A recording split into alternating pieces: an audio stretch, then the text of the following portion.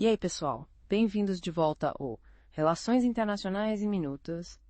A gente adora destrinchar os temas mais cabeludos da geopolítica global e transformar tudo em algo fácil de entender, principalmente para você que está estudando, ou simplesmente quer saber como o mundo funciona. Exatamente. E hoje a gente tem um prato cheio, né? É verdade.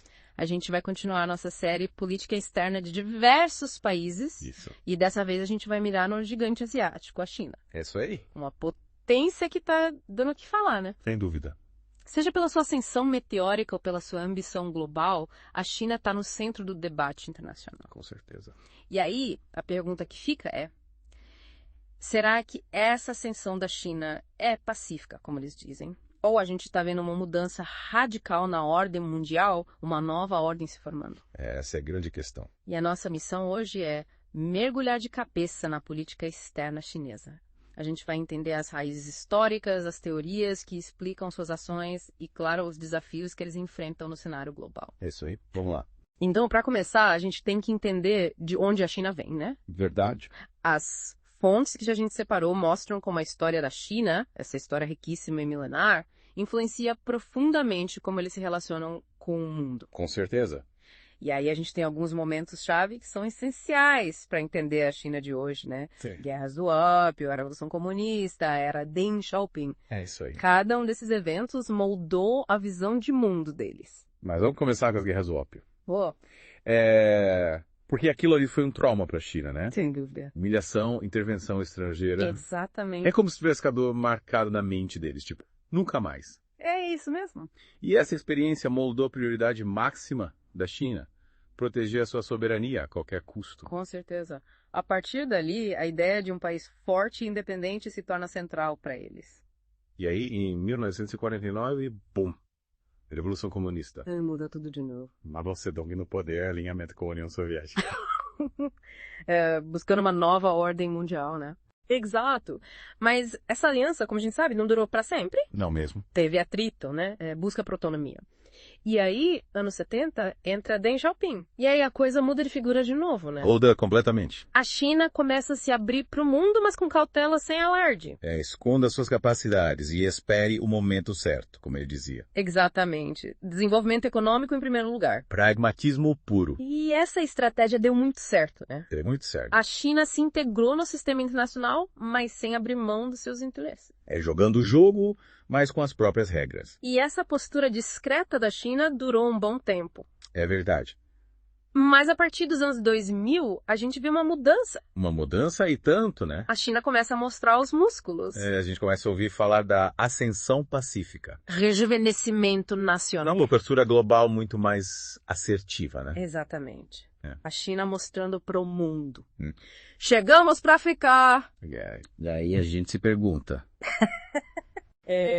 O que será que motivou essa mudança radical? Olha, vários fatores contribuíram, né? Quais, por exemplo? O boom econômico chinês, para começar. Ah. Deu a eles mais confiança, mais recursos, mais poder de barganha. Faz sentido. Mas também teve uma percepção crescente de que o sistema internacional, do jeito que ele não estava atendendo aos interesses da China. Eles se sentiam meio excluídos, né? Isso. E aí, e a gente vê essa mudança no discurso. A ascensão pacífica era uma forma de tranquilizar a comunidade internacional. Tipo, calma, gente, não precisa ter medo. Mas o rejuvenescimento nacional aponta para algo mais ambicioso. A gente vai voltar a ocupar o nosso lugar de direito no mundo. Exatamente. E aí que as teorias de relações internacionais entram em cena para nos ajudar a decifrar tudo isso. Com certeza. A gente separou algumas teorias para entender melhor essa mudança de postura da China. Isso.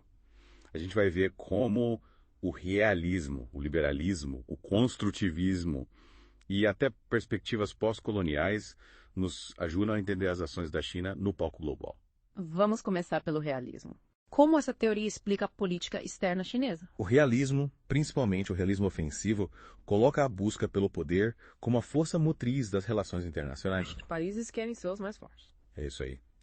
E para John Mearsheimer, um dos grandes nomes do realismo ofensivo, a ascensão da China é vista como uma ameaça ao equilíbrio de poder global. Tipo um terremoto geopolítico, né? Exatamente. Imagina um jogo de xadrez com grandes potências disputando o controle do tabuleiro. E aí chega a China querendo mudar as regras do jogo. É isso mesmo.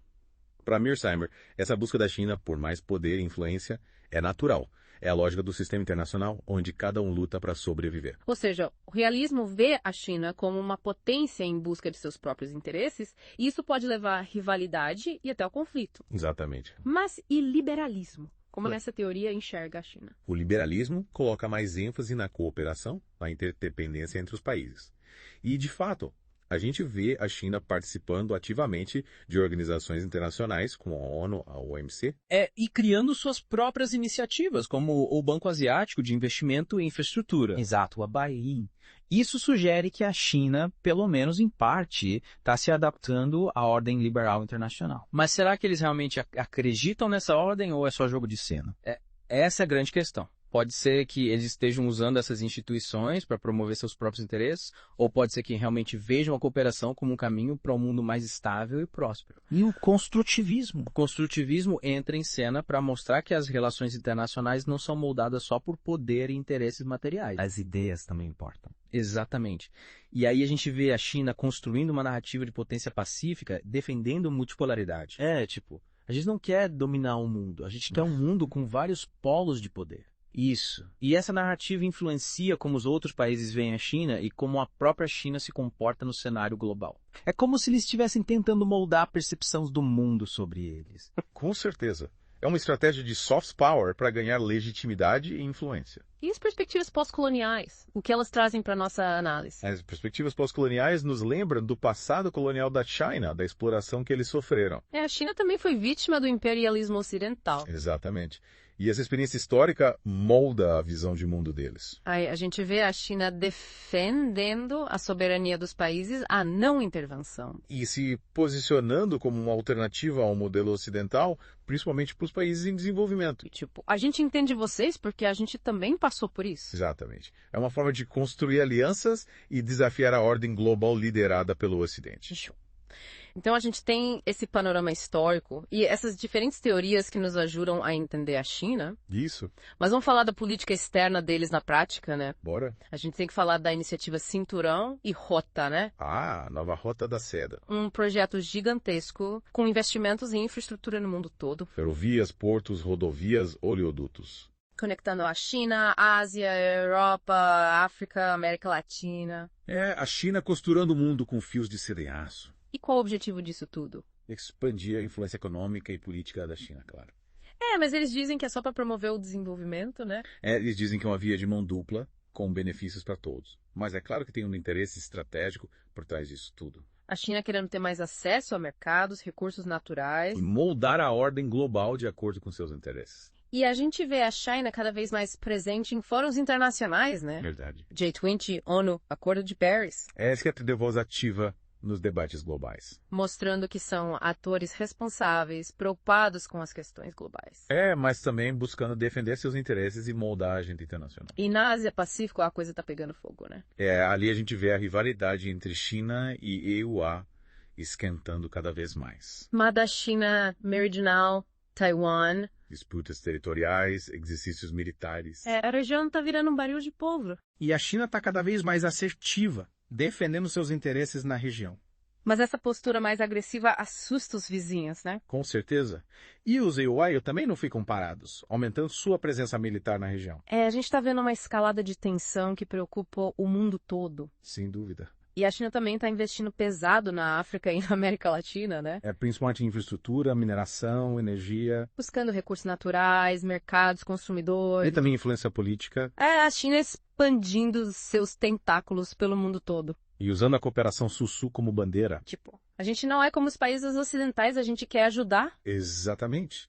Mas é claro que tem um interesse estratégico por trás disso. Bom, a gente viu que a China está jogando pesado no cenário internacional, né? Sem dúvida. Mas quais os principais desafios que eles enfrentam? Ora, um dos grandes desafios é equilibrar essa busca por poder com a necessidade de manter uma imagem de potência responsável.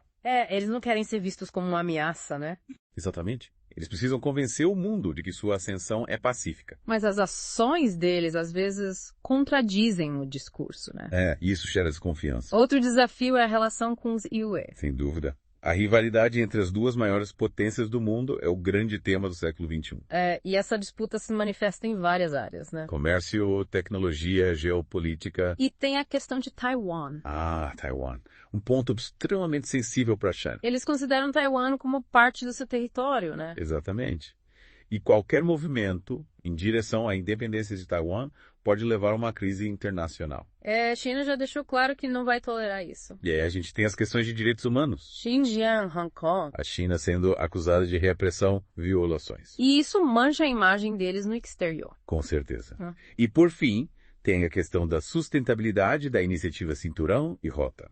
Muitos países estão se endividando com a China. E isso pode gerar ressentimento e instabilidade. Colocando em risco todo o projeto. Exato. Então, para a gente amarrar tudo, quais as suas principais conclusões sobre a política externa da China? A gente vê uma China que quer ter mais poder e influência no mundo, mas que ainda tenta se equilibrar entre a cooperação e a competição. Eles querem mudar a ordem global, mas sem gerar confronto direto. Exatamente. Eles usam uma mistura de hard power, soft power, de pragmatismo e ideologia. É uma política externa complexa, cheia de nuances. Com certeza. E a gente vai continuar acompanhando de perto os próximos passos da China no cenário global. E no nosso próximo mergulho profundo, a gente vai analisar a política externa dos Estados Unidos.